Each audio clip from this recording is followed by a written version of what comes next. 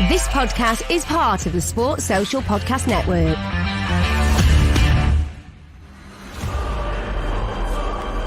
The champion, welcome, Danny Batten.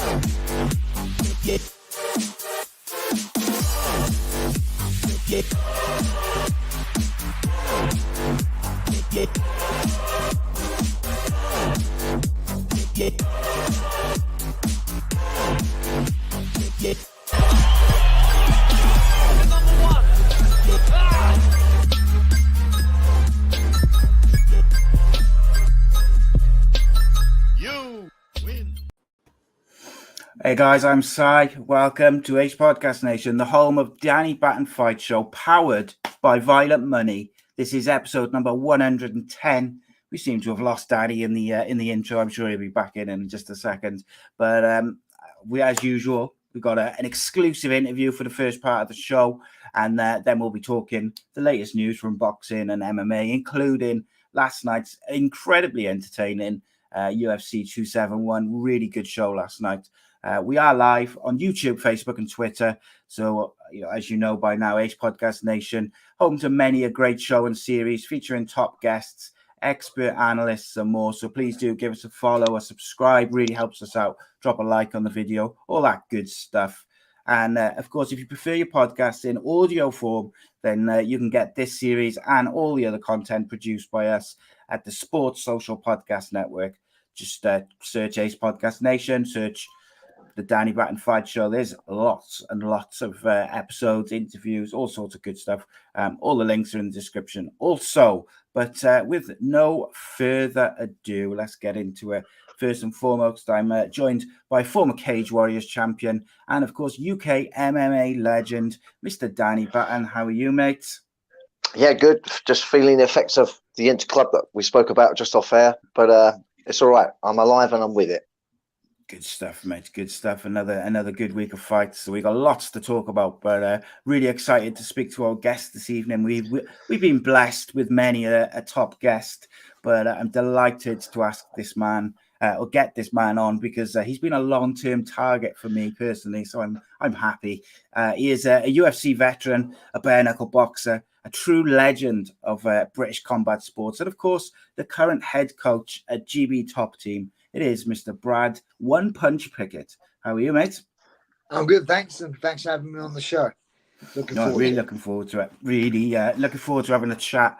And it's there's so much that we could talk about and delve into with you, Brad. But I feel like I would like to start with perhaps not the most obvious, but maybe to some it is. I don't know. But obviously, you had a bare knuckle boxing fight fairly recently, wasn't it?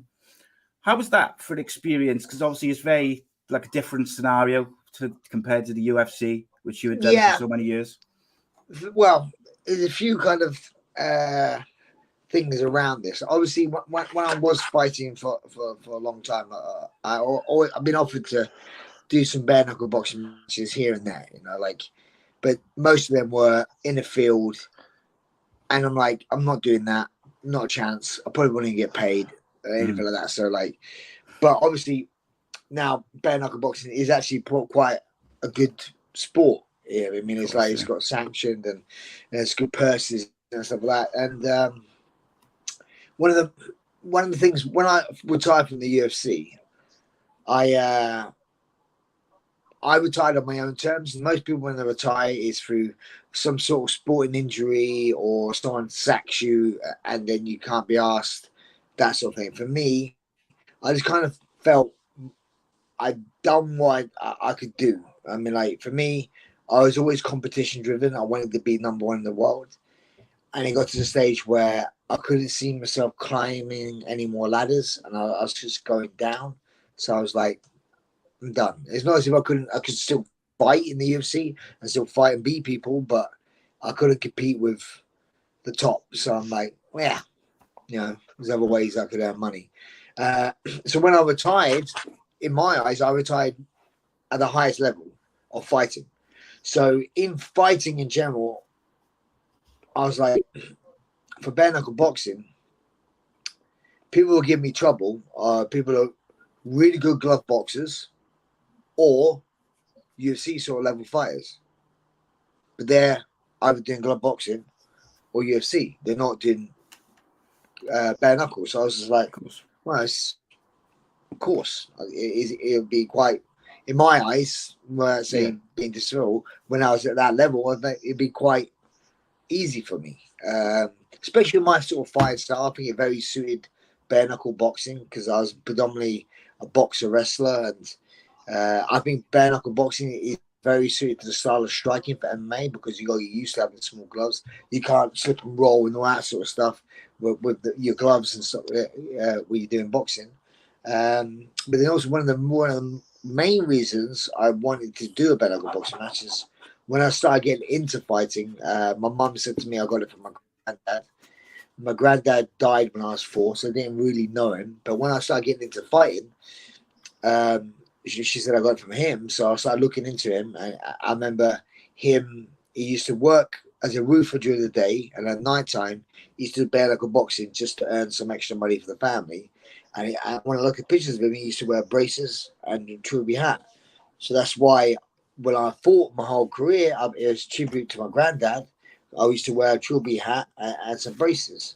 So that's what I thought, hey, now I've retired from MMA, it'd be quite a good fun sort of close to my book and the story to have a bare knuckle boxing match. I had won the British belt in 2 punches. And I'm like, okay, cool. I'm done. For me, like I always said, I was always been competition driven. So, and in fighting, you always need to be motivated. And people get motivated by different ways. You want to get up early in the morning. You want to go and train, and you want to. Training's hard. It's not easy, but you have to have a why. Why am I doing this? And some people like say are driven by family, money, fame, competition, that sort of thing. And I say I was always driven by competition. So if someone offered me £1 million to go fight someone now in ONE FC or something, I'd be like, yeah, that's really cool. And then after about a week of training and I died, I'm like, I can't be. I'm not money driven. Money doesn't motivate me. I was competition. If they asked me when I was competing and they asked me to fight number 1 guy in the world, fucking yeah, I'll get out of bed every morning early because that was my reason too. So now I'm very content with where I am in my life, and I still like to compete, but I compete through my athletes that I have in the gym. Mm-hmm. So bare knuckle boxing was a one and done, definitely, was it? Yeah. Well, see, again, I'm not saying never. Pretty much probably is never, but it'd have to be something that made me go like, oh, cool, I'll do that. And it's not just money. It had to be like, after my one bare knuckle boxing match, there was talk of me maybe fighting Artem Lobov. And I was like, yeah, I'll do that. I think that would be a great fight. Me and him just throwing bombs. But it never materialized. And then Jason Knight messaged me and asked me if I would fight him. I said, yeah, I'd fight him if you guys can sort it out. And it just never materialized. And that was it. I don't need to chase anything. I mean, I was quite content. Like, some people chase things where I think I wasn't that bothered to like try and make something happen, really.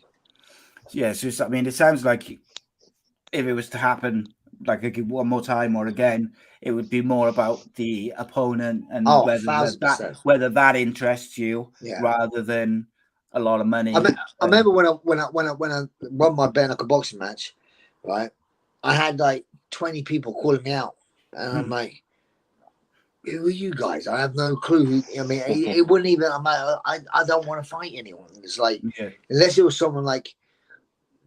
I'm thinking, oh, that'd be an awesome fight. Do I know that? I'm like, yeah, cool, I wouldn't mind doing that.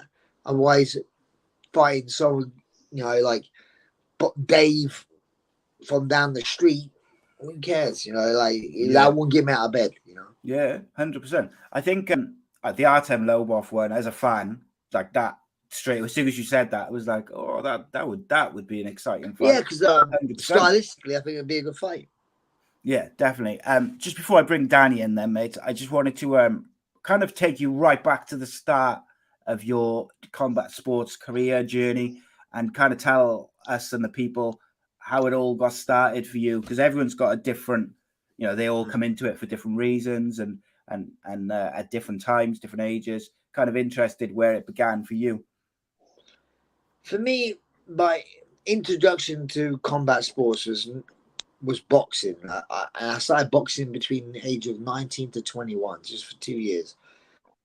Just relatively to keep fit. My main sports growing up was football, cricket, and stuff like that. But I was quite a good football player, and I really wanted to pursue football. And just to keep fit in between football. I thought I didn't want to get fit. I'd go do boxing.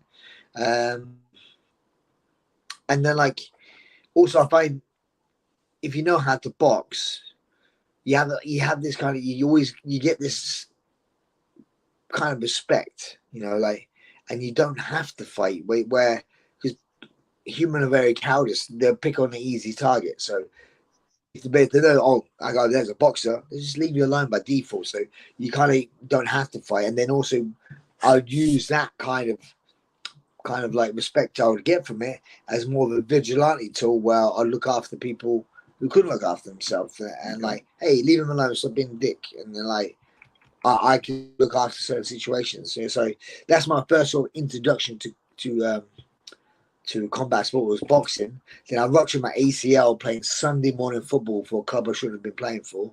Got released by my pro club.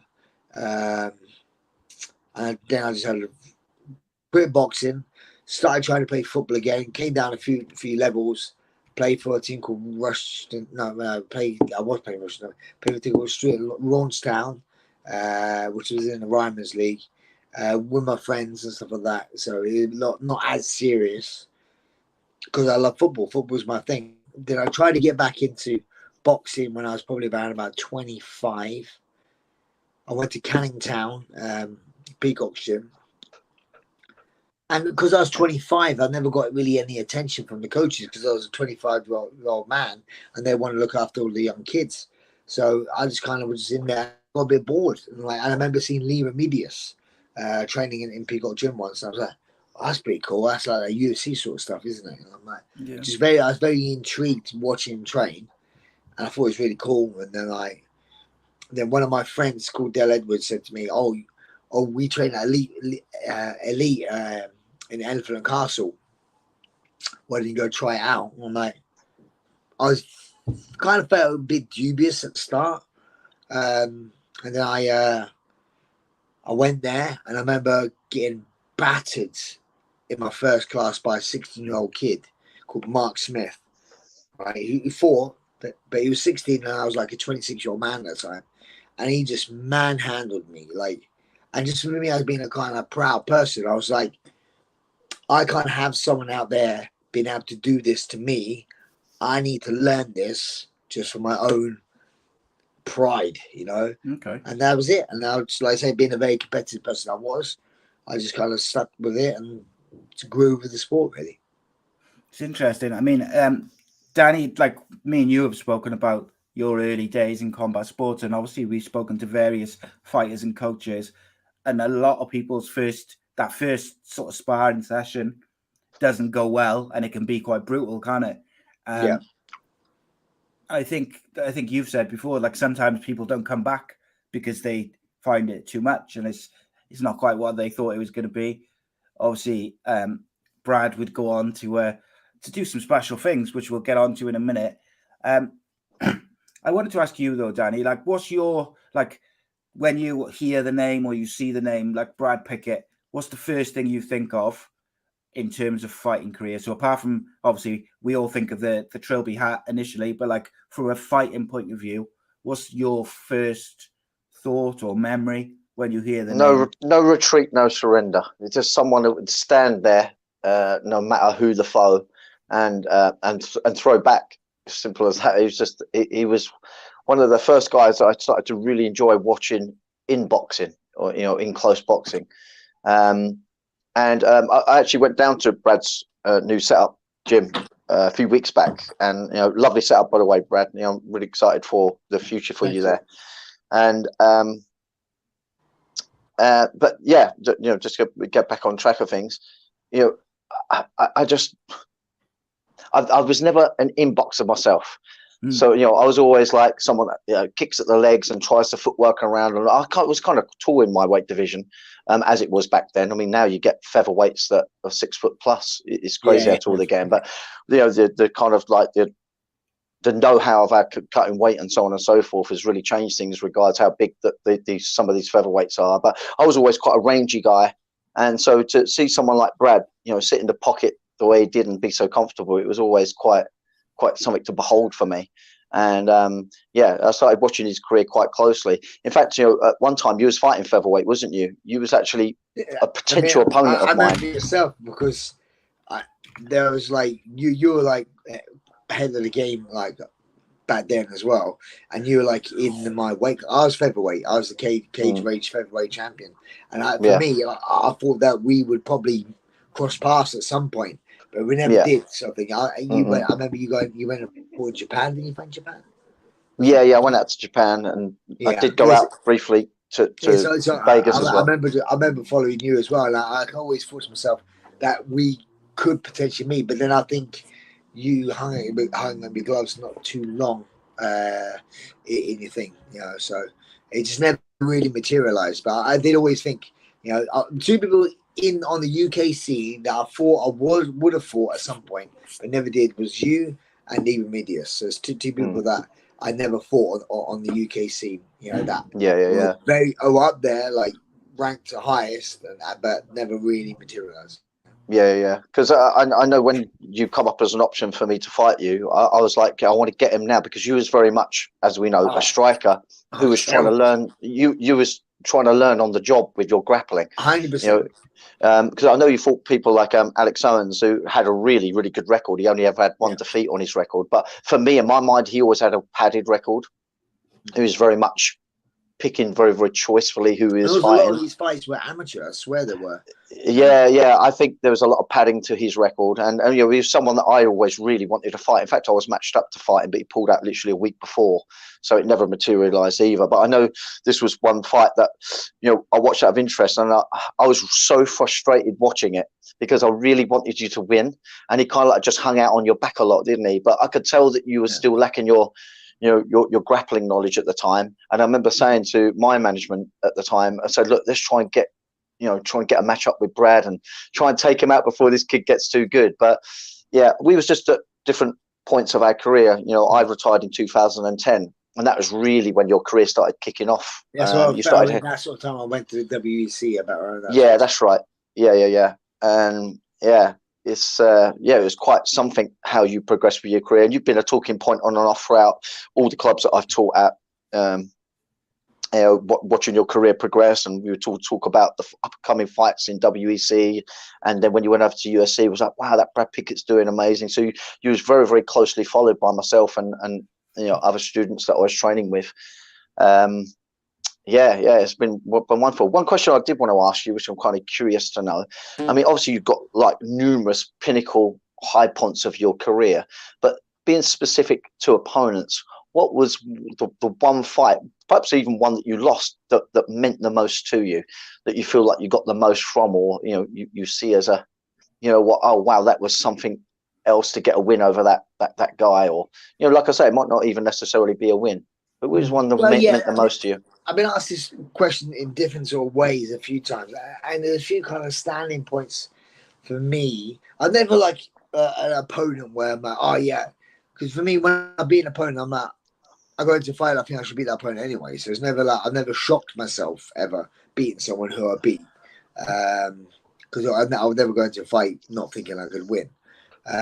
Obviously, everyone talks about the Demetrius Johnson one, but that for me, when I fought him, he was 14-0, and I didn't know who he was. I didn't know what he would go on to do. So at the time, I just beat a prospect, whatever. Yeah, so it didn't really mean that much to me then at all. So 2 fights that really meant a lot to me, really, was one making my WEC debut. You know, it's the first time ever. I mean, when I started getting to any sort of level of fighting, where I knew I'd travel and do stuff, I'm like, I've got to fight in Vegas. 100%. I need to fight in Vegas. So making my WC debut in Vegas, winning by a proving necktie, which is a really rare submission, getting a 10 grand fight bonus for that, you know, like back in those days. And I remember this fight. Winning my WC debut by a rare submission, I was like, mate, amazing. So I was super happy with that. And then I say the second one would be we'll name that One Punch. It carries kind of a bit of a stigma, right? And kind of like pressure to deliver sometimes. So when I had my fight in Nottingham, back in England, and knocking out Eves with an uppercut, it was pretty cool to win that way, you know, but knocking out someone completely cold, you know. So it was like cool. So those 2 things, you know, were decent. Yeah. On that note, Gaz asks the other side of that question, and he asked on YouTube. He said, "Has Brad got any regrets from his fight career?" No, I mean, that sounded super cliche, and I never have regrets really. If things didn't materialize, it just wasn't meant to be. I'm one of those people like. Okay, I never hate dwelling on the past. I always say to my students now and stuff is like, you know, being like, you only have a certain amount of time in your life, right, to do whatever you want to do. Some people have a lot of time. Some people have a little time. You don't know. I could die tomorrow. I could live for another 4 years. You don't know when your time is up, right? So for me, I don't want to spend my time now dwelling on the past. That's wasting my time I got now. So I always put those things behind me and just move forward. So I never look back and, I wish I did this. Because there's one thing I didn't want to do. I did everything I could within my fighting career to be number 1 in the world. And that's what I wanted to be. I wanted to be number 1 in the world. So like, I didn't leave any stone unturned. I went down to, obviously I talk about Demetrius Johnson. I went from flyweight, when I was in featherweight, I probably had about 4 title eliminated fights. I got beat by Scott Jorgensen. He fought Dominic Cruz. I got beat by Renan Barao. He fought Dominic Cruz. I mean, everyone who beat me and that sort of thing went on to fight for the belt. So I always kind of just missed. I lost a split decision to Eddie Wineland. He went and fought for the title the next fight, you know. So every time that happened, I mean, like, I kept on trying, and then when it got to the stage where that kind of door shut for me a little bit, when I got beat by Michael McDonald, I was like, I'm going to go down a weight class and try and fight Demetrius Johnson. So for me, going down to 125 pounds was mental. You know, I remember that was like, so it was hard for me to do. And it was a crazy life change for me. So, man, I remember being like, I got on my phone. I went and had like a fat body percent sort of thing. I was 6 weeks out from my fight. I weighed 144 pounds. And I still got to make 125. 144 pounds. And I was 6.3% body fat. It was just ridiculous. You know, so that's what I did. I did all that to try and get to number 1. Then I fought a flyweight won my first fight, and then I lost to Ian McCall, and then I lost that split decision to Cheeky. I'm like, well, I'm done. That door was shut for me down there, so I went back to bantamweight, and that's when it kind of, I think a thing turned on me where it was like it became a job, where my aspirations to try and be number one just flipped, where I was like, great job, I love my job, but I've been in some good fights. I'd always like to be in a good fight, but my why is gone, why I got out of bed every morning, why, kind of left, because I felt like I couldn't really now get back to that top, so yeah, that was kind of downward sort of slide for me. Okay. Can I just take you quickly back? You mentioned, just for my interest now, I'm just being nosy really, you mentioned about the football thing. What was the pro club you were with, or would you Russian Diamonds. Russia? Okay, cool. And were you pretty good? Yeah. Well, I was good. When I was at school, I was good. And then you realise there's more people out there than just your school. Yeah. Then you go county, and then it gets like that, and you're like, okay, I'm not as good as I thought I was, but I'm the best in the playground. What's going on here? You don't realise there's a lot more people than just your playground, and then just your school, it gets bigger. So I was good. But I was never.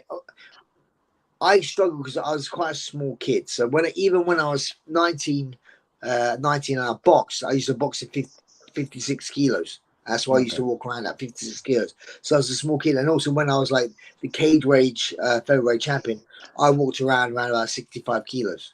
I didn't cut weight. I was underweight. I remember the first time once. I mean, it was amazing. When I fought Robbie Oliver, I missed weight. I was like, oh my God. I had to go lose like half a pound in the sauna. I was like so happy I had to go cut a little bit of weight, So, yeah, I was never a big person, But then I started getting bigger. I think from wrestling a lot as well, I did get a bit bigger. And then I started having to cut weight, Yeah, of course. With cricket, what was what were you with, bowler, batsman? It's weird. I was more of a bowler, but I was actually a bit of I don't know if you know cricket that well. I was a bit like Jonty Rhodes. I was like really good at fielding. Really good at fielding, I had such a good arm. Being like one punch, I guess I could throw the if I was out, I could throw the ball miles fast as well. So I loved fielding, and I'd run and stop everything. So I was a good fielder. But I was a bowler as well. I medium pace sort of bowler, and I was a quick 20, 30 or out when I was batting. It was like boom, a number 8 sort of thing, number 8 or 9. I'm either going to get a quick 20 or 30, or I get bowled out first ball. It's one of the two. Yeah. Where did you stop with the cricket then? Just sort of as your kind of fight career took off and stuff, was it, or was it more because of the football? No, cricket kind of went hand in hand with me when I was growing up playing football. So I used to play like football in the winter and cricket in the summer. It was just like those were my sports. And then like I took up boxing when I was 19. And then when I smashed my knee, ruptured my ACL. I gave up football. No, sorry, I gave up boxing, and I just had to try and go back into football, where I just put the levels down a little bit, But it was a tough one, like not being able to play football like how I used to. Yeah, and knees. Once you get those serious knee injuries, I could move my knee in and out. I mean, but I don't know if I can show you on camera. It might be a bit tricky, but I did this. Look, I just. Oh yeah. I've had a few of my mates do this with their knees. That's even more sturdy. No, that's actually quite sturdy. That was quite sturdy.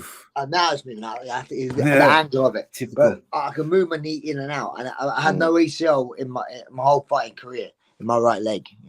I've got no ACL on my left leg now as well, but that's post-retired. I've ruptured my left ACL. But my right ACL, I had no ACL on my leg my whole fighting career. Did fighters ever target that specifically? It With like leg was my kicks back and leg, and I didn't kick.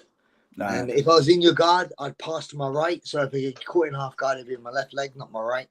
So I'd never pass to my left. Because if I go and get caught me in half guard and you put lockdown on my knee here, it would give me a lot of trouble. So I just adapt, you know, like I always tell people, like, if you play the piano and you lose a finger, it'd be hard, right? But if you learn how to play the piano with one less finger, that's how you learn. So the same with me in MMA, I just learned how to look after my knee, you know. Is that why you did? Because you was predominantly, as we know, boxing orientated in your MMA fights. You really like to get in the pocket. Is that pretty much why you didn't kick, because of that knee? Yeah, pretty much. Yeah, I developed the calf kick towards the end of my career, which now it's like the rage, the calf kick. Yeah. But I used to calf kick because I could kick someone's leg like I could kick a football. And that's what a calf kick is. I'll kick you. It's like you're kicking a football with the laces of your boot.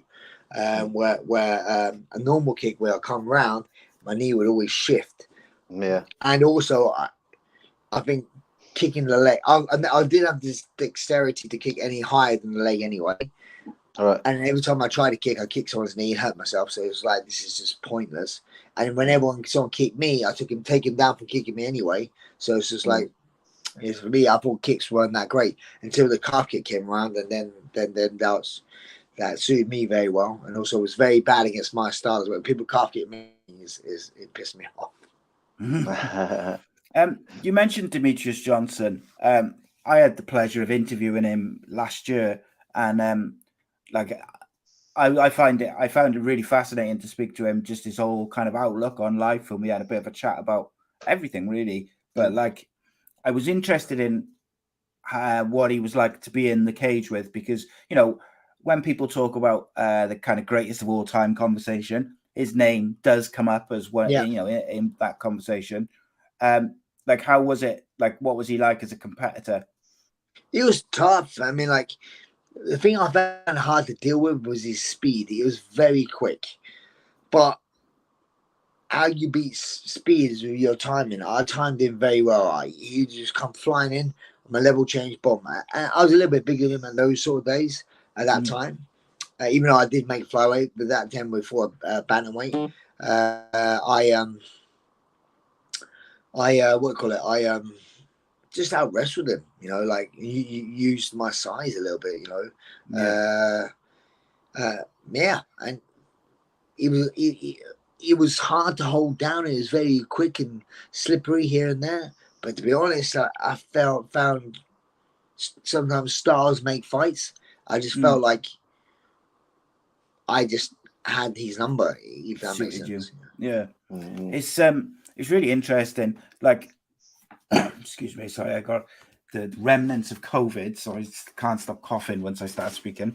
When you look back on your fights, specifically in the UFC, is there a fight which you look back on and kind of is a favorite, or even put it another way, when you look back and you were really impressed with your opponent and how good they were, maybe that you didn't think that before the fight, but you came out after the fight thinking he's good? I've had a few good. It's weird. One thing I used to always say is no matter who I fought, I could fight the best guy in the world, it'd be a fight. I could fight the postman, it'd be a fight. Somehow I always got myself in a fight. I would never do things the easy way, really. It'd always be somehow oh my God, I get dropped or something will happen against anyone, and it'd be a fight, A few real good fights I liked was a guy called Ivan Menjivar when I fought him. I have to follow his career. Yeah, I have to follow his career as well. When he came to he was ranked number 1 in the world for ages over in Japan. He was a bit of a legend, especially if you follow the Japanese. He was a beast, right? Absolute beast. So when I got signed to fight him, he was making his WC debut, and I was fighting him. I remember him. He used to fight 170 pounds. He fought Georges St. Pierre, and I'm like, now he's fighting. I'm thinking now he's fighting at 135. I'm thinking, what is going on here? And I was very nervous going into that fight. Very nervous. So. Yeah, I fought him and beat him, and it was a very good fight. And I was like, cool, you know, like, but it's weird. One thing about that fight always gets me, not that fight, just him in general. He was an absolute legend, and like I knew about him so much, you know. And he was younger than me. Yeah. I was like, how's that even possible? He's been around since fucking the Stone Age, and like he's younger than me. It's like that's how late I got into the sport, to be honest. Yeah. When you said you was, I know about nerves. I was almost scared sometimes going in against some of the opponents I come up against.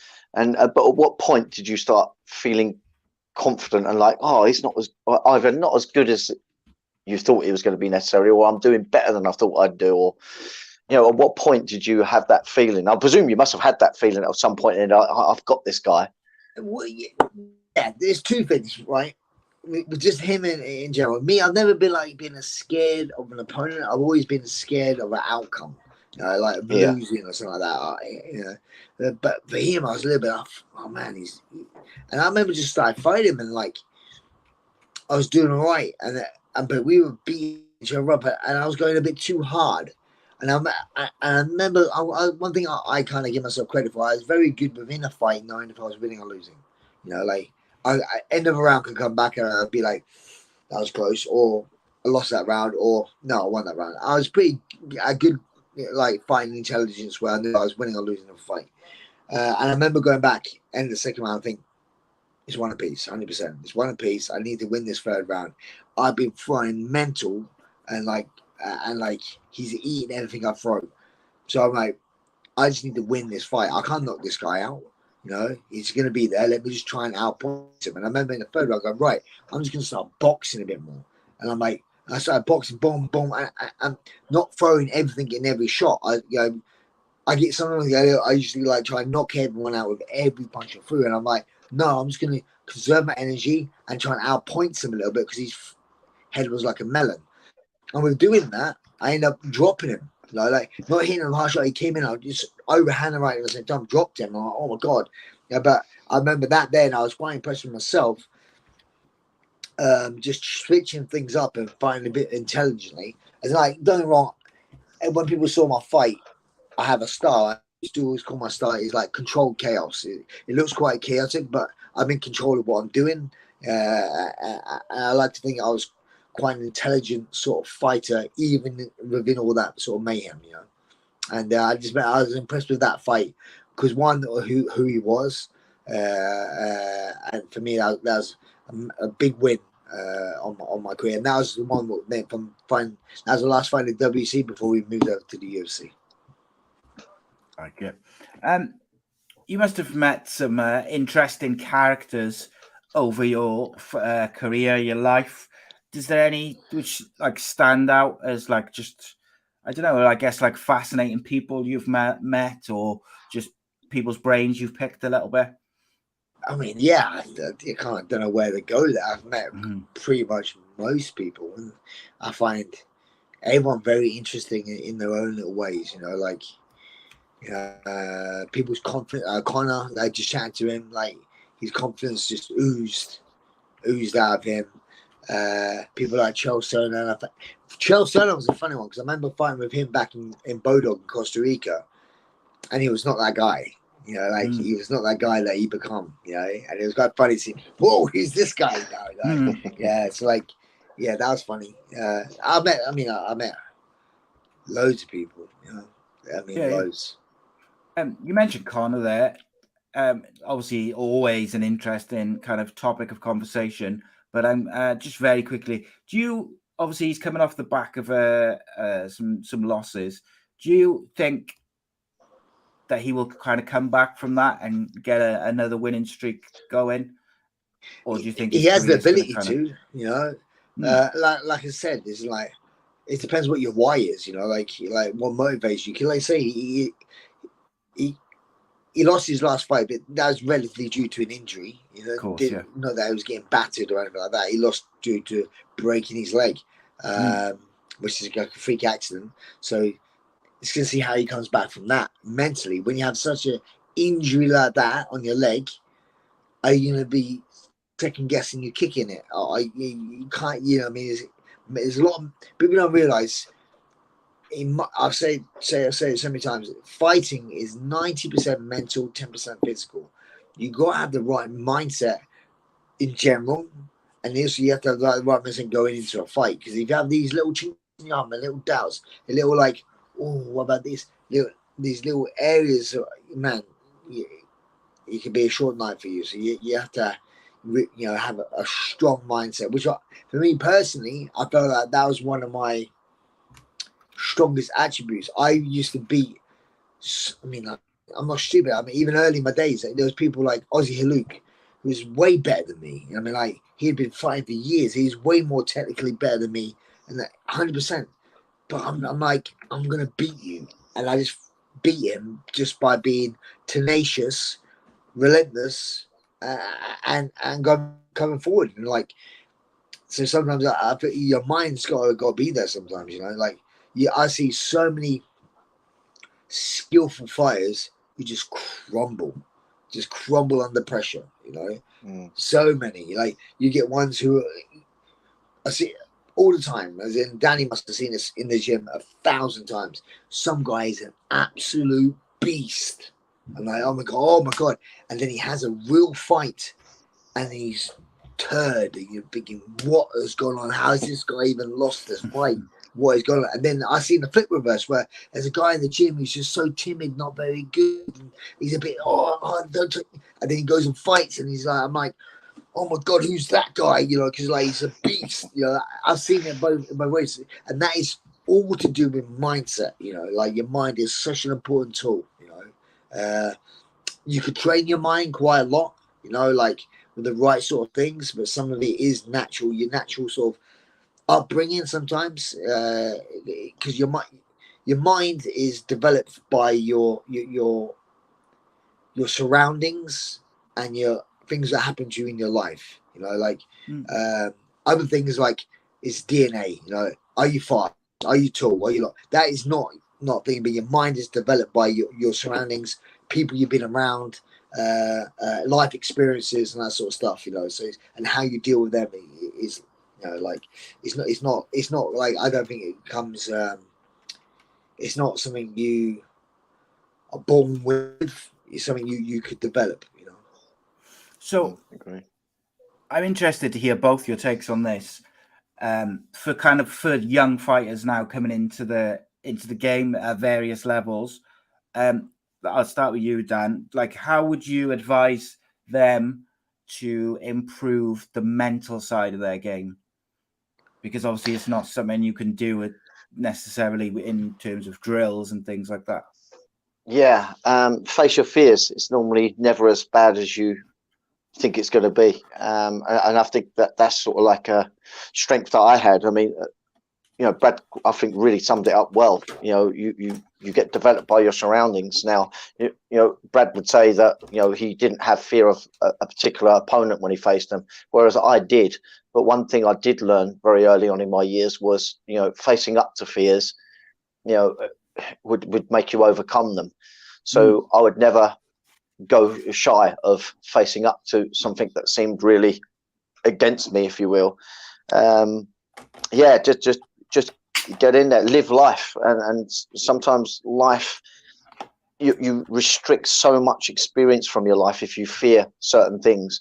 Don't, or you fear it by all means, but don't let it stop you. And that would be something that I would always say. I mean, look, you know, not all competitors in the UFC or whichever fight promotion, even at the top of the game, not all of them are necessarily fighters per se. Some are just extremely intelligent, calculating guys that get very, very fit, very, very technical, very, very strategical, in such a way where they don't have to rely on just being outright tough, because they become just so incredibly skillful. But yeah, that's really my biggest, you know, advice that I could give to any youngster. Really, you're going to face these fears. You're either going to step over that line and confront it, or you'll never reach the heights that you potentially can reach in any direction and anything you want to pursue in life. What about you, Brad? Anything to add to that side of things? I think there's three types of fighters. There's the athletic people who are very athletic. People have a very good mind, a very, very intelligent fight, and then there's just fighters. There's three types of fighters. I'm not saying you're just one or the other. You can be a mixture of all, but that's the bottom line. Some people, Tyron Woodley, physical specimen. Uriah Hall, physical specimen. Put my mind in those bodies, and there'll be damage. I wish I had their athleticism and their bodies, but they don't. In my eyes, they don't have the fighting mindset. They don't. I absolutely agree. I agree totally. And you get the people like myself, Jeremy Stevens, Justin Gaethje of nowadays, who are not the most technical fighters, but just fucking tough and can fight. Yeah. So those sort of things, and like going back to earlier, we were saying about your mind. It's very important who you surround with. You have people who drain your energy, and people who build you up. And make you feel good. So you're very important. And sometimes you can choose who you're surrounded by. Sometimes you can't, because sometimes you may have a mother who's just so negative and niggly and naggy. I didn't, but it's not going about mine. But sometimes, and you can't help that. Or a brother or a sister who's just such a pessimist and so hard, and you can't avoid being around them because you're family. But you can maybe, without this, move away a little bit and not be around them as much. But your friends, if there's any friends that just nag, get them out. Go. If you are very. I say me now as a coach in my gym. I find it's my job and it's very important to have the right sort of chemistry in my training environment. I have to have the right people. I'm not telling everyone here to come here and be best friends and go out and go to cinema together. But when you come here, you need to be on the same page. We're here to get better. We all have the same goals, the same aspirations. So when you're here, it's respectful. And also, for me, I like to have quite a cool training atmosphere and a bit of a laugh and a giggle. But we're here to train serious, don't get me wrong, but also have a bit of a laugh, because you need to have a good working environment. So I do think it's very important with who you surround yourself with. Yeah, it's interesting. Who would you, Brad, do you think, if you had to pick one person who's had the biggest influence on your career and life? Mike Brown. Yeah. Mike Thomas Brown. He's the head coach of American Top Team now, but we were sparring partners and best mates for many, many years. When I first went to American Top Team, he's the one that I met straight away, and we just hit it off straight away, become really good friends. He was the first person to realize that I was not a featherweight. And I saw him, I was like, oh my God, okay, right. Because I remember seeing him, I was like, what made you fight? He went, featherweight. And I'm like, what? He goes, featherweight. I'm like, no, but what did you fight at? He goes, a featherweight. And I'm like, what? You're massive. So he is the first one to realize that I was not really a featherweight and I needed to go down to the bantamweight. Yeah. Mike Brown, for the listeners who perhaps don't know about him, he was an incredible fighter in WEC. He had some great wars with Uriah Faber, didn't he? Uriah Faber, yeah. He beat incredible wars. And like I say, he's the head coach now of American Top Team. And I am going to 100% is the best MMA coach in the world by far. No, I don't think there's a close second. There's not. Interesting. Yeah, he's such a good mind. Yeah, I learned so much through it. I learned so much through him. It's like you learn stuff from coaches. Don't get me wrong, but you learn a lot from your training partner, especially in those olden days. Because those olden days, it was such a new sport, and there'd be people doing it. You'll have a jiu-jitsu coach, and then you'll have a kickboxing coach, and then you have a wrestling coach. Now you have MMA coaches like myself, like Mike Brown, who is an MMA coach. So when we learned so much of each other. By far, I've been with with the highest level grapplers, Marcel Garcia. I've been with some of the best strikers. he is by far my hardest round, without a shadow of a doubt. He was just my kryptonite. He was just a bigger version of me. So he had the same thing. Same things as me. He was the big version of me, and we used to beat the shit out of each other. So much. You've seen he's coaching Arlovski now, isn't he? I mean, Arlovski, he fought at the weekend on UFC. We'll be talking about that later. Arlovski's really hit his twilight years a number of years ago, but he's really been reinvented by Mike Brown. Have you seen he's got switching stance, which is something that we see very, very common in the lightweight divisions, but he's introduced him to switching stances. He's really ignited a fresh style to the style that we all know and love about Arlovski. He's been around forever, you know. But he's getting wins. Yeah, he is. That's the thing.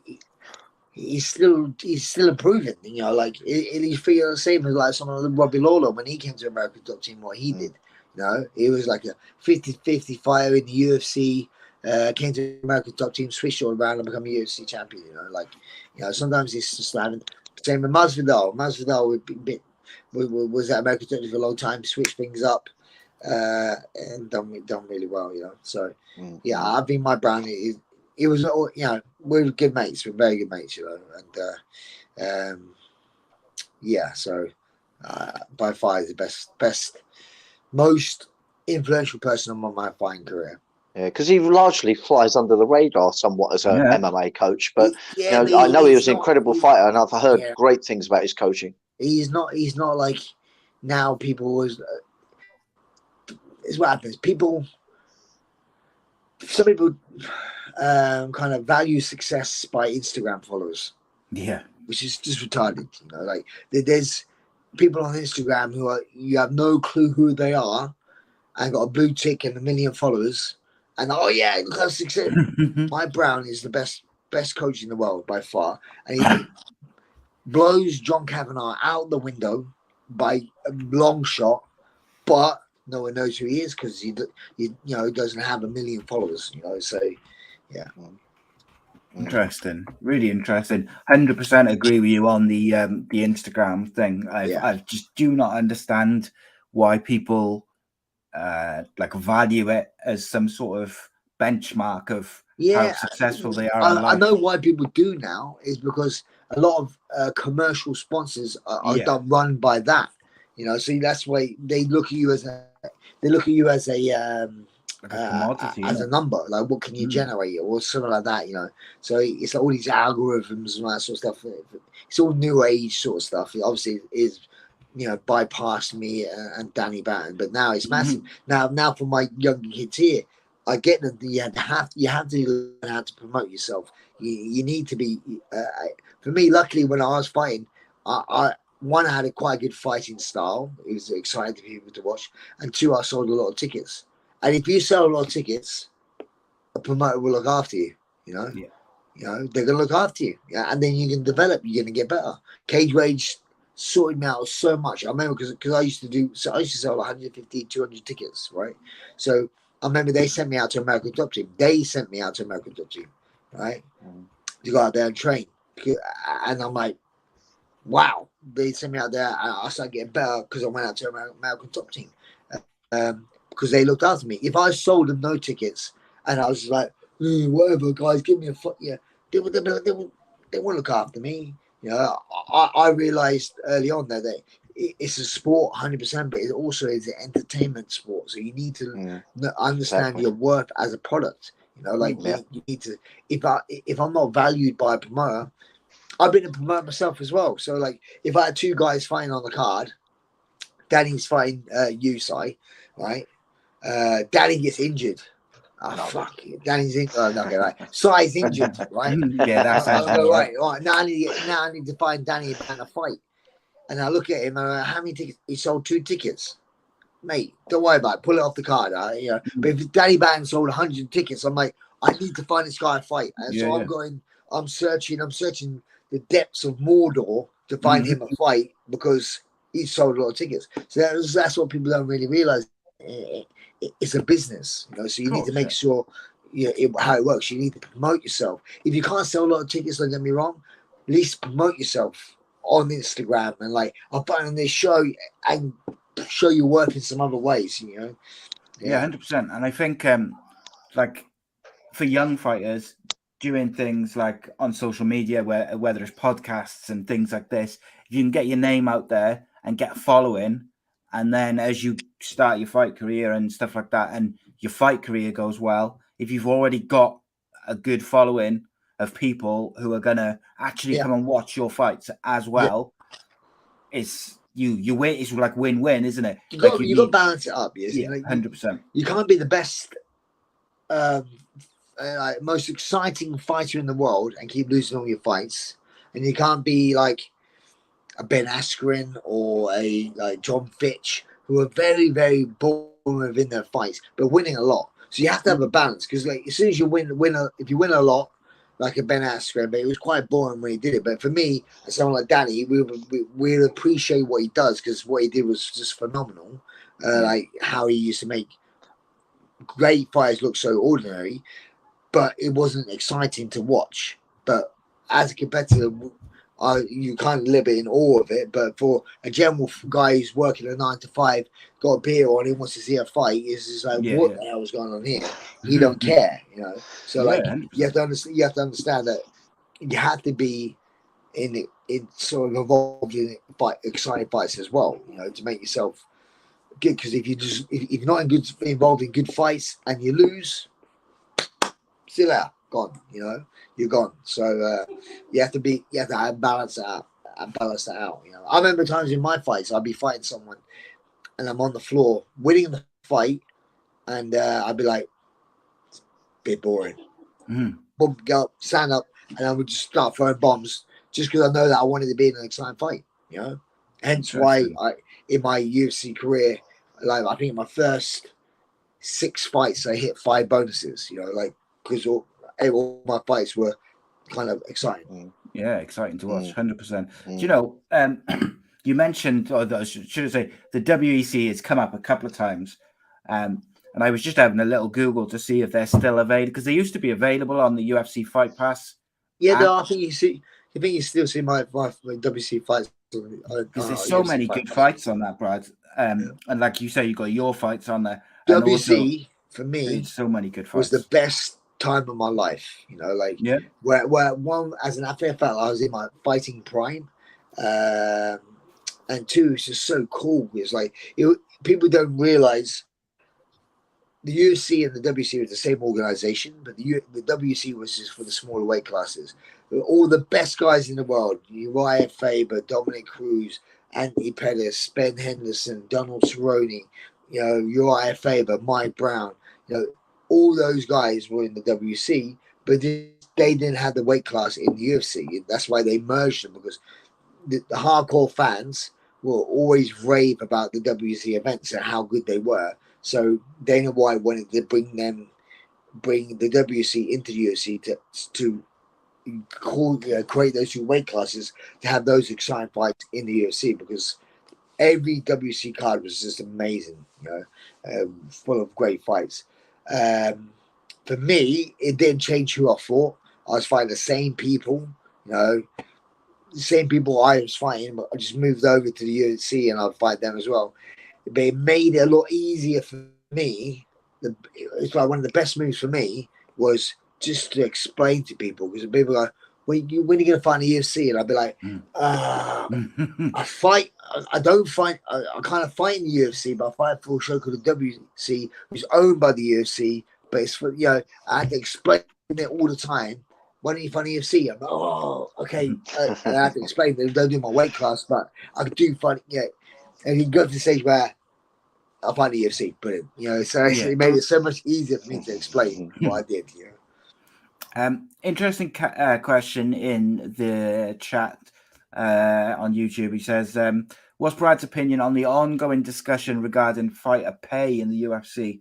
I saw Israel Adesanya added something to the conversation yesterday, just saying that maybe the fighters at the very bottom of the ladder should be paid at least enough to cover, you know, to basically pay their bills and train and not have to have a second job, was what he said. I'm paraphrasing it a little bit, but yeah, okay, right. But this is the thing. It's a performance-based sport, right? Yeah. If you went into the UFC and you won all your fights, you're not talking about. You're not worried about money. You know, like so. If you're concentrating on money, you're in the wrong sport. You know, what you want to do is concentrate on being the best fighter you can be and winning and winning and winning. Money comes with that. You know, money comes with it just by success. If you concentrate on money, you're not concentrating on the right things. You do not. I did not. Back in the day, it wasn't much of a sport, but you won't get into this sport to want to be. Oh, I want to make those millions. Don't get me wrong. You can make a lot of money, but that should be your incentive. If that is your incentive, you have the right. Yeah, go back to my mindset. So you have the wrong mindset. So like, you know, don't be money oriented. Just focus on winning. Winning gives you money. You know, that's how I kind of say it. Could you get paid more? Yes. Could you get paid less? Of course you can. I remember fighting for £100. Like when I was a cage rage champion, I was getting paid 500 quid. You know, I get it. You know, but yeah, I mean, like I say, if I went into the UFC and I won 4 fights in a row, I'm not worrying about getting paid money. You know, like I'm naturally going to get more money. You know, Yeah. and if you're involved in the exciting fights, you're going to get money. You know, if you lose your 3 fights in the UFC, unfortunately, you haven't earned a lot of money because it's a performance-based sport where I get paid show money and win money. So already that's halved, right? So the people who are complaining really are people who are losing fights.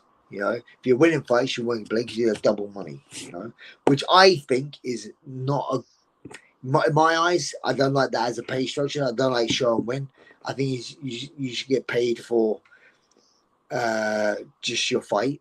You know, reason I think this is bad is because if you're in the UFC, you're not going to fight any harder or better to get paid more. You're just going to fight. You know, so for me, it was a lot easier to be able to manage your finances if you know exactly what you're going to pay. Not as if I win, I get this, or if I lose, I get that. Just it helps you manage your career better, but knowing exactly what you're going to get. Because you're not going to fight any different, in my eyes. Oh, I'm losing this fight, but no, I can get paid extra more. No, you won't. You'd fight to win anyway. So I think the pay structure is different. It should be better. Yeah. Fair enough. I think that's a really good shout, mate. Right. So just before we let you go, Brad, I want to do something which I call the one-word game, which is basically I give you like a list of people from combat sports. You just say the first thing which comes to mind. But just before, just before I do that though, I wanted to just double check, Danny. Was there anything else which you wanted to kind of ask Brad before we let him go home? To be honest, it's been so interesting listening to him talk. This is going to have to be a part 2. If you'd ever come back, Brad, I'd really appreciate it. No, of course, mate, there is an unlimited amount of things I want to ask. Yeah, absolutely. But I think we'd have to save that for another podcast, to be honest. No. Yeah, I'd love to get you on again. It's nice as well because Brad crosses over from my era as well, so it has an extra poignant thing. So it's a very selfish thing as well that I'd love to get you back on. But I appreciate you're a busy guy. No problem. 100%. I think that's a good shout, Danny, because you're right. There's so much more, which I don't. But if I could just say one thing, I have been down to your gym, Brad. I'd love you to come up to our gym. Proper look after you and anyone. I'd love it if you could come up and just to say that you've been there. It'd be an awesome thing to attach to our gym. Let me know. I'll come up. I'll run a little session for your guys as well. No problem. That'd be awesome. Yeah. Be great. Look at that. So let's arrange something. Let's get seminar done. We can arrange a seminar. In the chat, they're saying that we should get Brad on the My Story series down as well. Oh yes. So I do like all different series. Brad, like football and cricket and everything basically, but I also do like a life story series, and the regulars are asking for you, so you've obviously made a good impression. But if you're up for doing that one day, that'd be amazing. Right, the one-word game, which is not the one-word game. It's the first thing which comes to mind game, but we can't think of a name for it yet. It's Danny's department. He's supposed to be thinking of a name. Nothing for to it, do but he with just me. never comes back with a name.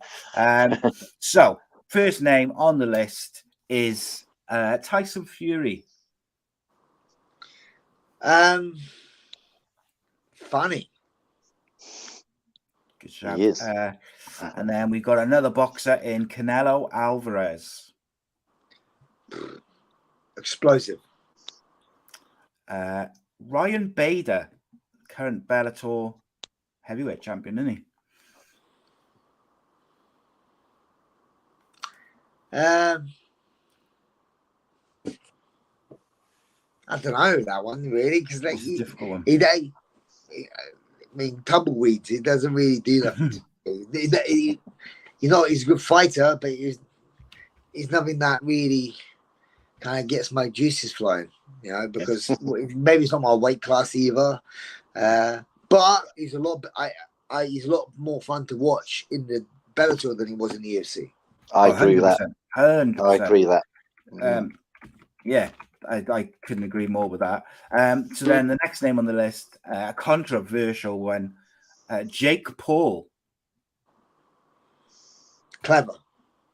Yeah, good job. And now we get into some more MMA names. We've got Mighty Mouse, Demetrius Johnson. Legend. Paddy the Baddie.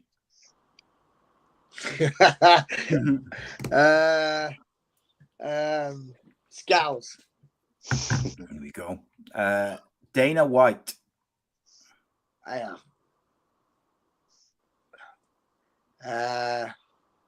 would have used the word legend, but top-notch guy. I mean, amazing guy. Okay, and then the last two, we've got Nathaniel Wood, one of your fighters. Prospect. See what you did there? See what you did? I like that. And then finally, the list wouldn't be complete without his name. Conor McGregor. Inspiring. Okay. I reckon we should add another name to the list. Danny Batten. Ledge. Great stuff. Brad, it's been an absolute pleasure to have you join us. And of course, you're most welcome to come back anytime you want. And if you want to do one of the other series with me, then all the better, because this of course being one of my favorite interviews that we've done for these guest segments. This has been right up there with one of my favorite ones. So really appreciate you joining us. I actually have one question before you leave. Yeah. You interviewed Demetrius Johnson. Yes. Right. Did you touch base with me? Well, I wonder what he thought about our outing. So I had 15 minutes with him. It was arranged through the one PR. He's too much of a superstar. He was. Prima donna. Yeah. So I've got a contact within one PR, and they kind of sent us some fighters and stuff. So we had Gary Toonan come on the show, and he gave us a good nearly 2 hours, wasn't it, Dan? He likes to talk. He loves to talk. My God, yes, yeah. He's funny. He's got a title fight coming up now in less than a month, which is against Thornley, who obviously we had them as well. But so we got those two guys to do the full podcast, and they did some interviews about their fight against each other. But when I tried to get Demetrius on the actual podcast, I didn't get a reply, so we say. But unfortunately, but look, he's a big name, busy man, all that. But yeah, unfortunate. But he was, listen, that 15 minutes which I got to speak to him was really interesting, because such a laid back, really he's a fun guy, sound guy. But if I can, I will keep trying to get him throughout this year. But if we do get him on, I will most definitely ask him about his fight with you, mate. Definitely. Very interested in it. No, Brad, it's been a pleasure, mate. Really enjoyed it. Thank you, guys. Hopefully get you back soon. Cheers, mate. Thank you, Brad. Enjoy the rest of your weekend, guys. Cheers. Bye. Brad Pickett. Now that was a fun one. I really enjoed that. That was easy talking, right? Yeah, we could have done that for hours and hours and hours. Yeah. So yeah, no Ben Doty tonight. Ben's back on next week though. because we'll be talking Kell Brook versus Amir Khan next week, because that's next Saturday. So I'm looking forward to that. That's going to be a good one. And there'll be some UFC and some Bellator and stuff. There's so much coming up at the moment. There's Cage Warriors, there's Bellator, there's UFC London, there's boxing. So much to come up with and talk about, and we've got guests coming on and stuff. So next week we've got boxer Chris Jenkins joining us, who obviously was on the undercard of the Eubank Junior versus Liam Williams card last week in Cardiff. Really looking forward to that, because he had a really impressive performance. And I'd urge anyone who kind of watches the show, listens to the show, go back and watch his performance on that Eubank Williams card, and then listen to the interview, because I think he's going to, and funny enough, I had Gavin Gwynn in the studio on this week, which is going to be out next week. And me and Gav sort of chatting, and he said like that performance and Chris Jenkins is going to be something special by the looks of it. So definitely going to be a fun one. It's been a while really since we had a boxer on as well, I think. I also I'm hoping to get a boxer on from across the pond. I'm working on it. Gonna speak to his people, as it were.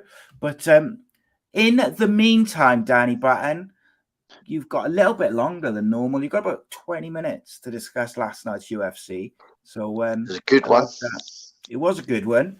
Tai Tuivasa, oh my days, what a performance that was. It's such a weird one, because he gets the victory and, gets an amazing knockout, but largely, I think, probably lost a big portion of the fight up to that point. I think, he did. But look, that's what it says on paper, mate, isn't it? It says Tai Tuivasa knocked Derek Lewis out cold. Yeah. And it's one of the best Derek Lewis's I've seen. Yeah. Oh God. We might as well cover it as we're talking about. Let's talk about it. Yeah. Look, Derek Lewis was doing great, and the commentary was so spot on for this UFC. I mean, literally predicting, what the guys were going to do when they was going to do it, because of what the opponent was doing and how they knew the fighter so well. They knew what he should be going for and what was in his toolbox, and they were doing it. They were saying, watch Derek Lewis, he should throw up a lead head kick here. And you could see he was weight distributing himself to froth a big head kick. And they did this numerous times with Whittaker and Adesanya. They just was so on it. It was really impressed me, the country this time around, as it quite often does, but particularly Michael Bisping's good, isn't he? Generally, like.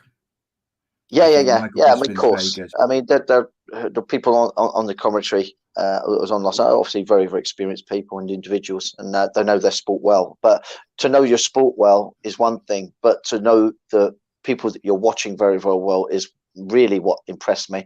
They knew what to expect from what was happening between the two people competing. It was really, really to behold, and it had me captivated listening as much as I was watching.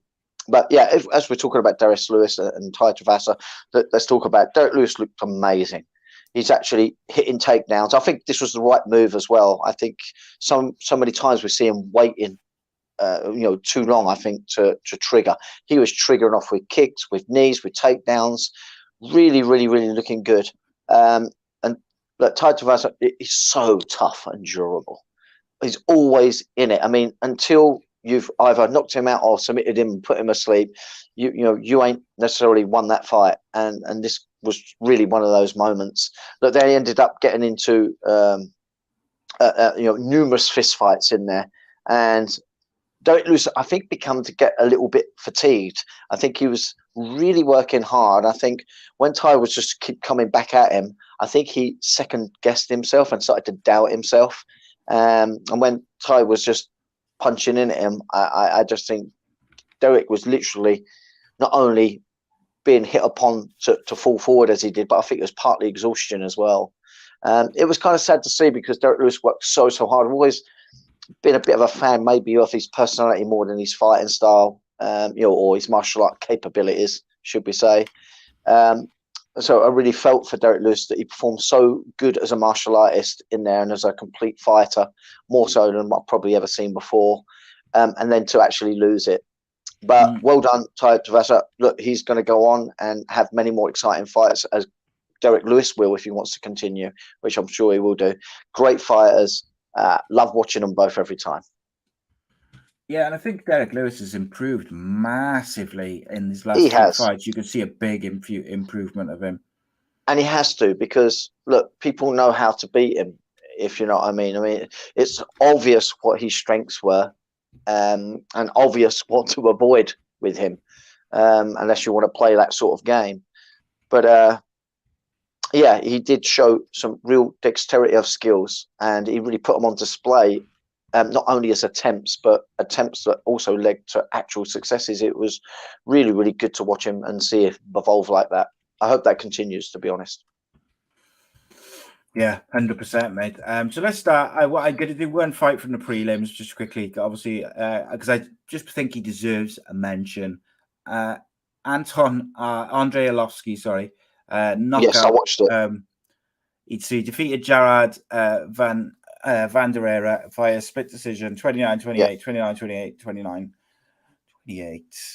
Yeah, I mean, we 29, touched. sorry. But you know what? I just want to make a mention, mate. Sorry. He's 43. Yeah. So, I keep calling Anton. Andrei Arlovski had a knockout loss to Sergei Karatinov in Strikeforce. His third first round loss in 4 fights. That was 11 years ago. So tonight, it's the last night at the age of 43. He had just moved. He moved to 5-1 in his last 6 fights, which kind of shows you that just because you do have a losing streak, if you've got the ability and the will and the mental cojones to really put the work in, it's never too late. Like, he was on a 4-fight losing streak at a young age, and but not only that, but he'd been knocked out in the first round as well. He'd been knocked out in the first round of 3 of those 4 fights. That was 11 years ago. And then at 43, he's fighting on a UFC pay-per-view and winning. Look, is he as good as he once was? Probably not. He's not as quick. He's not as young. Obviously, he's not as all those things. But what he is special. And I think as a martial artist, he is better than he's ever been, and that's the only reason why he's mixing it with people potentially 2 decades younger than himself. It's crazy. Arlovski is super impressive. Look, Brad Pickett mentioned Mike Brown, and Mike Brown is now the coach of Arlovski, and has been for recent times. So ever since you've seen Arlovski change his style with his switching stances, which is something that I've constantly said on the podcast, it's something I've been banging on about in training and in my coaching, that you've all got to start switching your stance, not to stay southpaw then go orthodox in any set length of time, but switching as you attack and switching as you defend. Arlovski started to put that in his game to really, really great effect, and you can put that down to going training with Mike Brown. Mike Brown's reinvented and reinvigorated Andrei Arlovski, and it's just great to be able to still see him compete in there.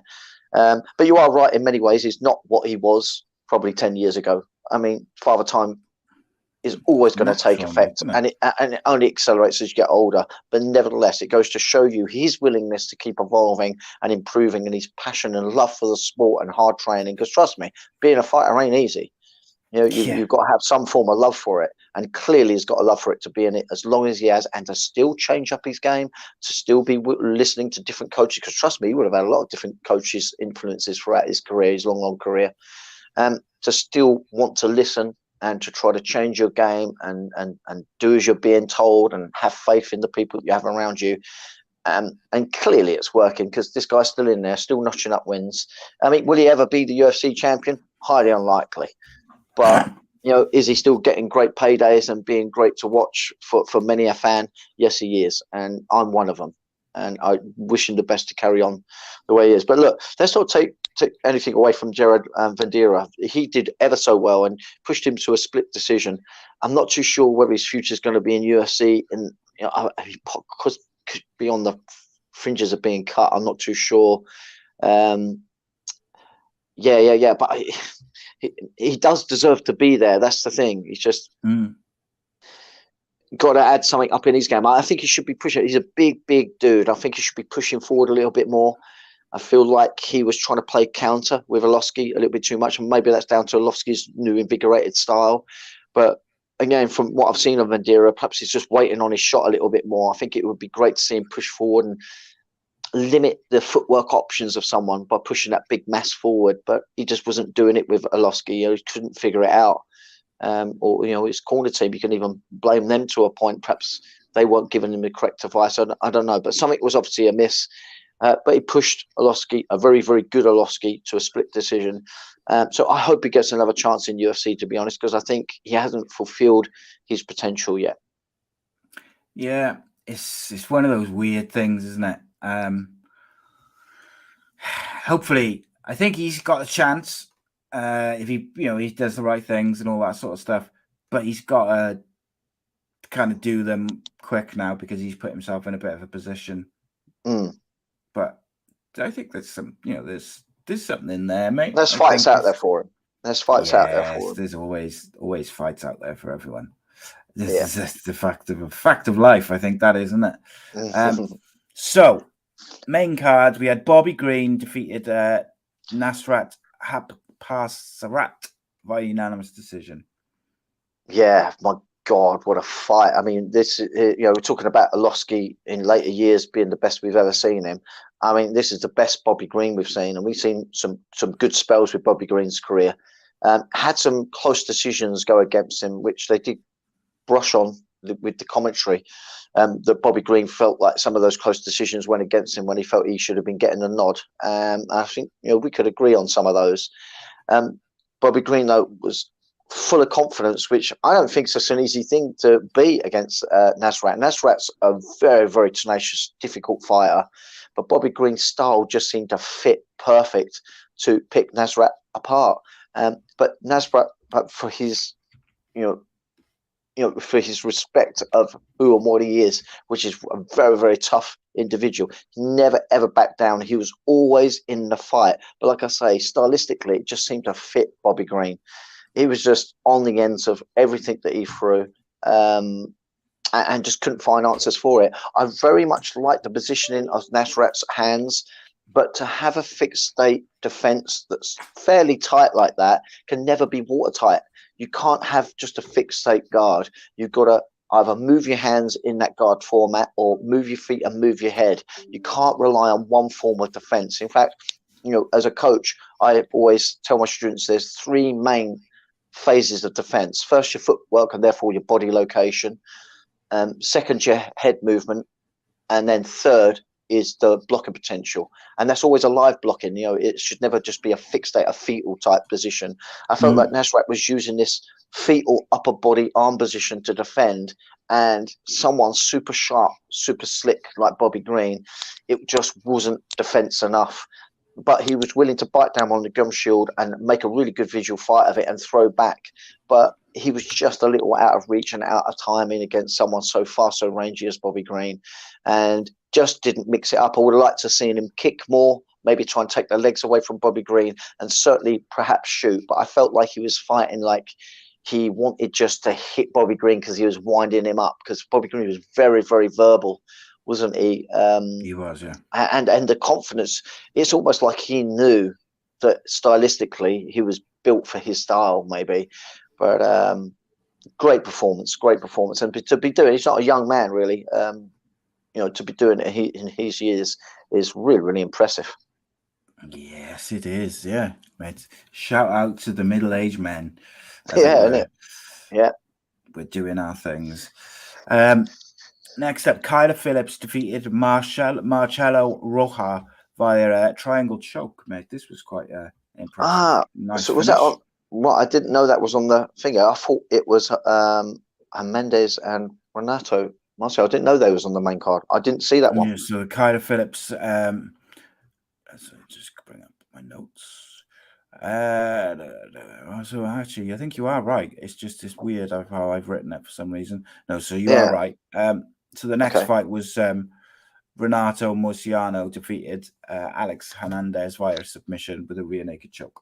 Yeah, now Hernandez come out looking incredible in that first round. Made a mistake and was briefly mounted by Renato. And Renato, as we know, is very, very, very good on the ground. But Hernandez was so energetic, just couldn't keep him down, got back to the feet and was straight to work. Really, really impressive work rate. But I do wonder whether he took something out of himself in that first round while trying to pile on so much pressure. But Renato just stayed cool. He stayed calm, quietly confident, knew where he had to get it, although his striking as well was always potentially looking quite dangerous. But Hernandez's energy and the amount he put into those combinations was perhaps leaving Renato looking less visual with the striking aspect. But look, when it went to the ground, it got ugly very, very quick.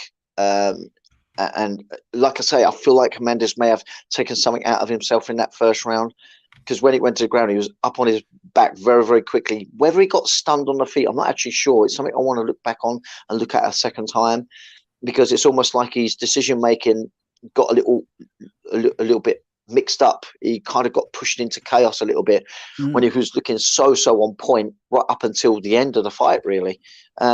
Renato just jumps on and short chokes him in devastating fashion, really. Just left him with nowhere to go other than tap. That Muciano, he made comments, didn't he, about money and pay as well. This is really strongly becoming a top. I don't think it's going to bother Dana White. Dana White's obviously got a very, very clear business structure to the way he does things, and it's worked well for him over the years. So I don't think it's going to change in any meaningful way. But they will voice their opinions. These fighters, they're strong-minded individuals. But they're not wrong in some ways. I think I kind of agree with what Brad was saying earlier, but I kind of do agree with what Israel Adesanya said last night, in that fighters should be able to not have to take a second or third job to pay their bills and focus on being fighters. Yeah, but you've got to also earn that side of things as well. So it's a bit sort of, I don't know. I don't know where I stand with it, but it's a difficult one. I feel like it's still got to, that bottom end, that entry level into a massive production promotion such as UFC is still perhaps going to find its footing and settle yet. Of course. But it's still growing, mate. MMA is a sport as well, isn't it? And I think these sorts of things will. But Renato though, he is impressive, and I think this kid could be making some noises on the higher level thing. Well, he's going to be moving up now, so that'll be interesting to see who they match him up against next time around. But he's the real deal, isn't he? He's got almost like a Charles style about him when he hits the ground. It's so dangerous, so dangerous. You get your dangerous knockout merchants on the feet, then you get your grapplers that can just submit you from anywhere. It could be over very, very quickly. He's one of them. Gets you on the ground. That's his KO area right there. Yeah, he's enjoyable to watch, mate. I got to say, really interesting, enjoyable fighter. And he's only going to get better. Is the other thing.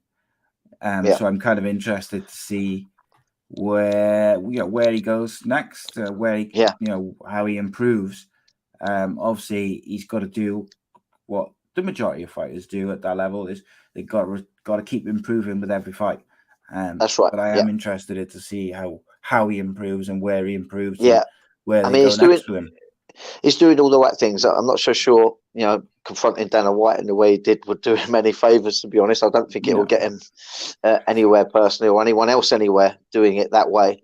But that aside, his performances alone will get him where he wants to be. So he's just got to carry on doing what he does, and he'll get those pay packets. I think he's all right if he keeps winning. But I agree with you. It's not the way to do it, probably. Next up was Jared Kanye defeated Derek Brunson via a KO. Kanye ranked 3, Brunson ranked 4. This was always going to be a really interesting fight. Kanye's been on a tear. Brunson is very, very experienced, good fighter in his own right. How did you see this one? Yeah, I mean, I thought Brunson was performing as we typically know how he performs, which is to shoot in, get down, and harass with the wrestling. In fact, he even looked good because of the threat of the takedowns. He was actually able to nail Jared with a few really nice strikes as well.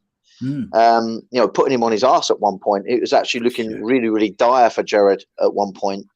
But Jared weathered the storm. One thing we have seen with Jared numerous times, I mean, look at that physique. This guy's a physical specimen.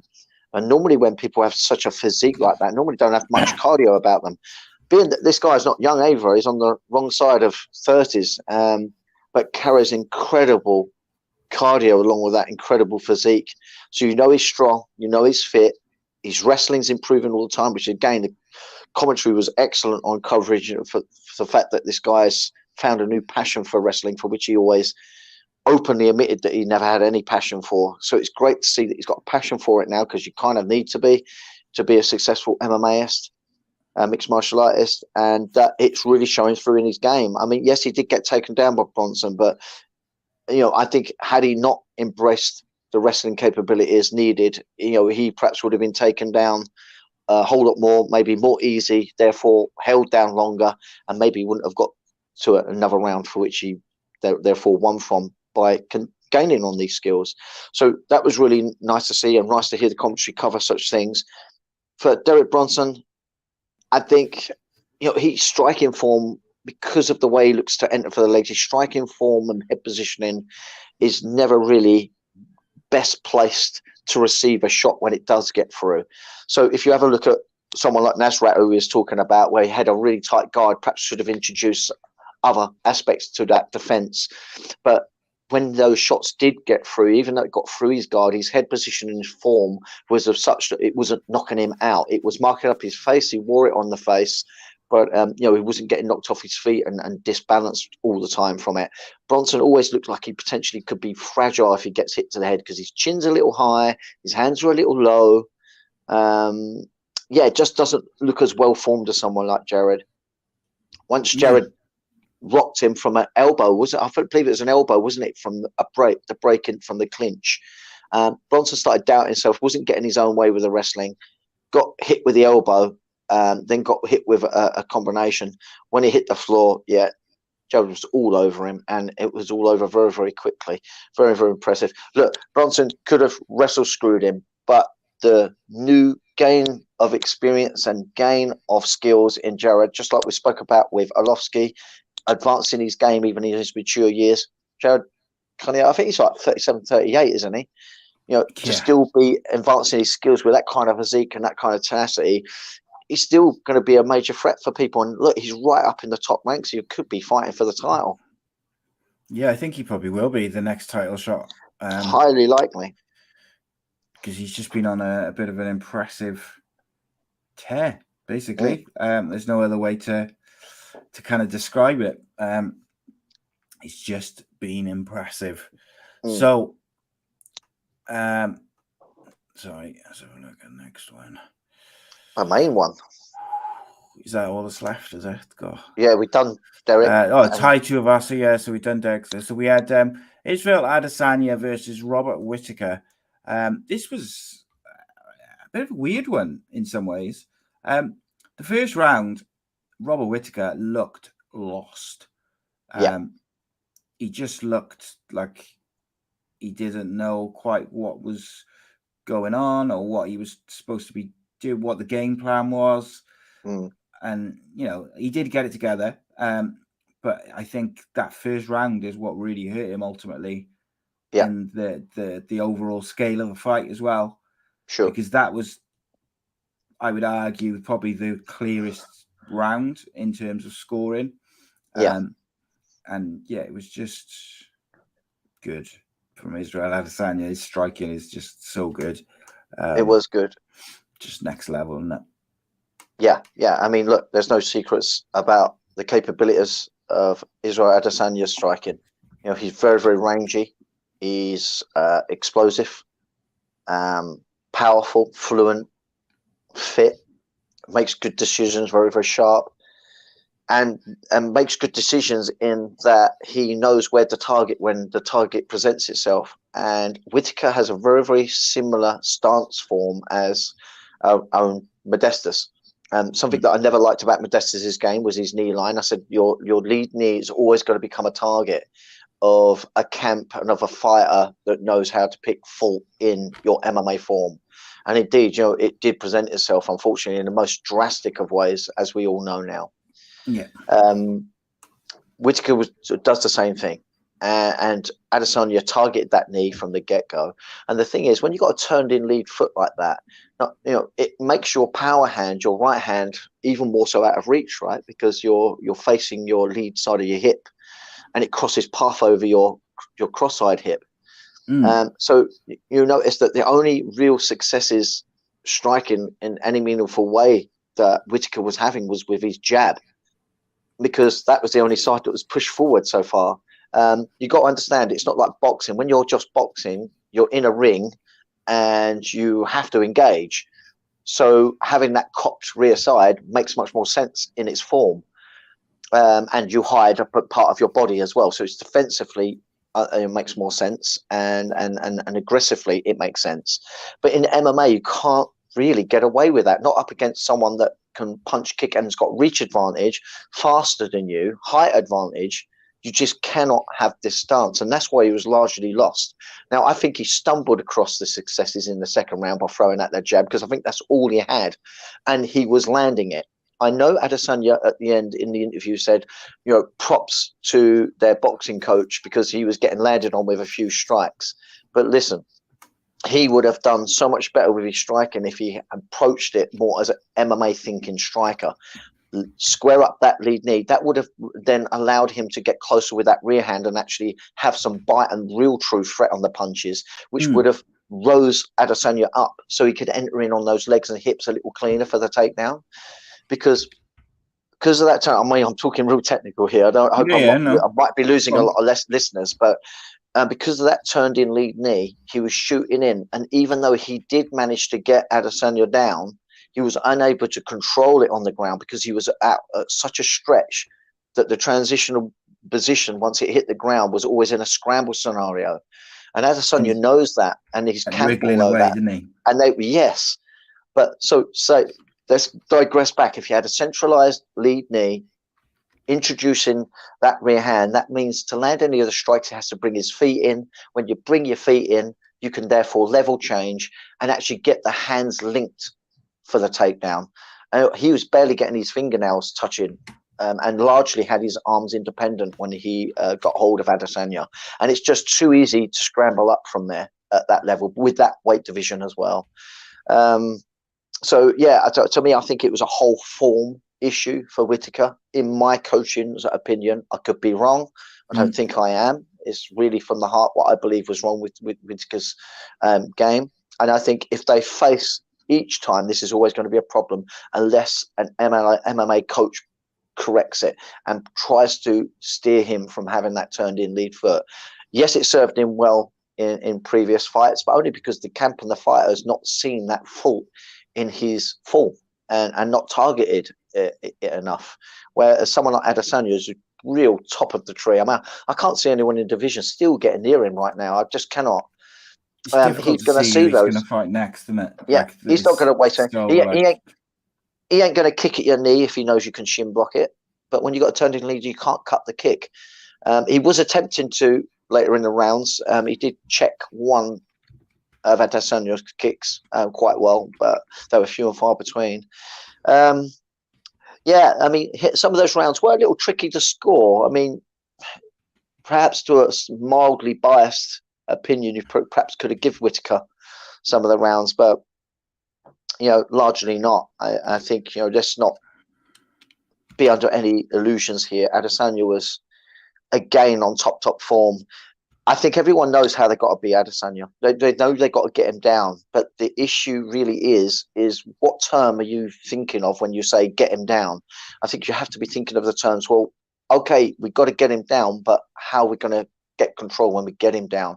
And it's all about having that MMA style form to chuck a lot of striking tools at him to rise him up and get access to those legs and hips in a way that your hands are joined together. Then when you take him down, you've got a form of squeeze. You can torque your position. You can put your weight on him and start stepping over those long legs of his and stop him shimmying out. Yeah, it was a very, very interesting. This is a fight that I would like to get some of my higher end students to watch and see how things perhaps shouldn't be done and should be done. Interesting stuff, mate, for your students, I'm sure, because Yeah, so I was is, talking a hell of a lot there. I probably went off on a it's real... all good, mate. It's all good. And I think at the end of the day, here's the thing, right? Israel Adesanya is just a top level athlete he's the champion at the top of his game. And yes, when he went up a weight, he didn't do as well. But ultimately, the man is just looks untouchable at times. Hopefully, we'll get someone who can come and get involved and sort of straighten things out and give him a challenge. I think Israel Adesanya, although such a good performance, I think we have to realise just how good he is by me just saying this. He's not just a really good striker who knows how to stay striking. There's a lot of thinking and a lot of genius that allows him to be so dominant in the way that he's doing.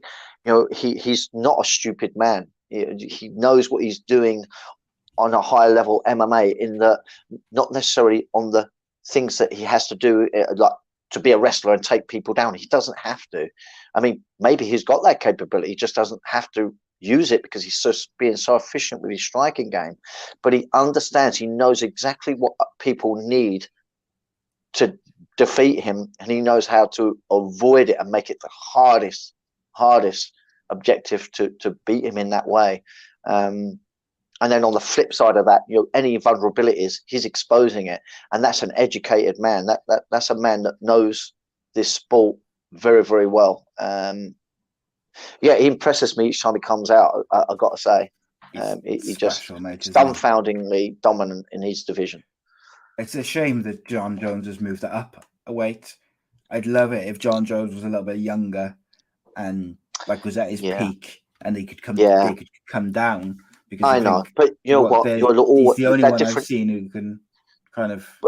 They're almost different eras where the eras do slightly overlap. Yeah. You get it time in boxing. You get some greats, and you get someone new come along, and they inevitably topple off the one that's in the twilight years. And sometimes they don't get to meet, and they're just different eras. You'll always be full of wonder and guessing at what would have happened. It's just not meant to be.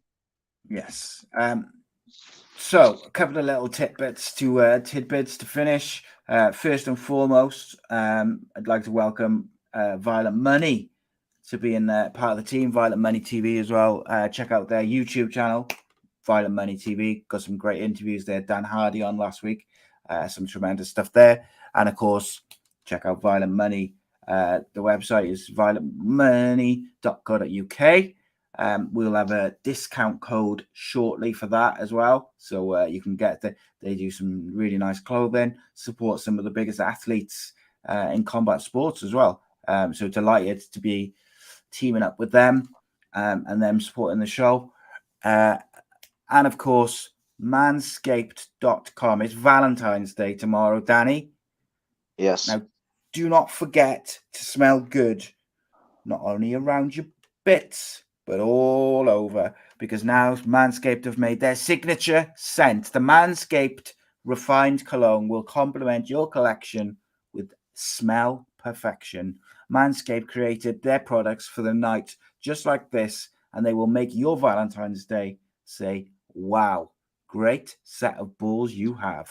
You can go to manscaped.com for an exclusive offer of 20% off and free shipping. Use the code ACE Nation, 20% off, free shipping. Your balls and your woman will thank you, or your man, whatever.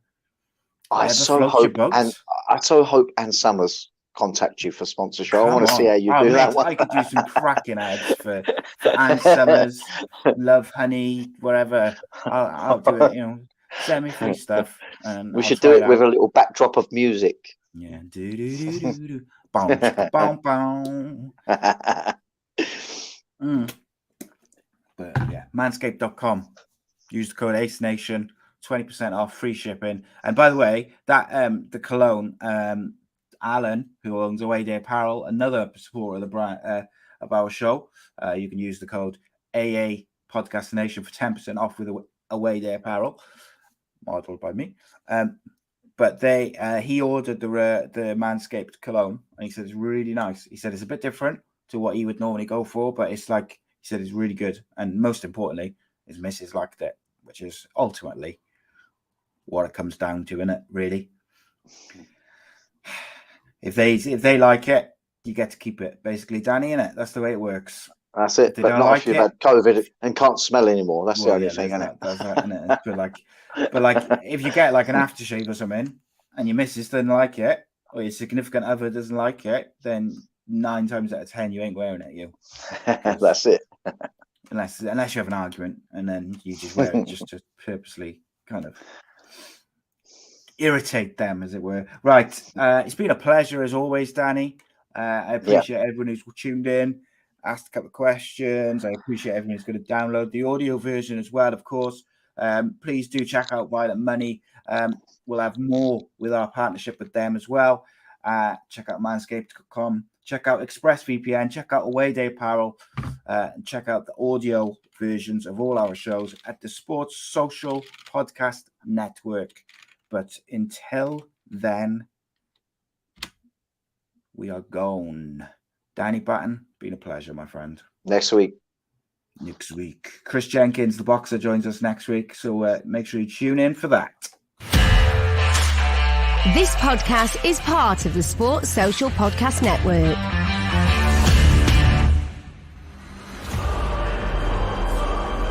The champion, welcome, Danny Batten.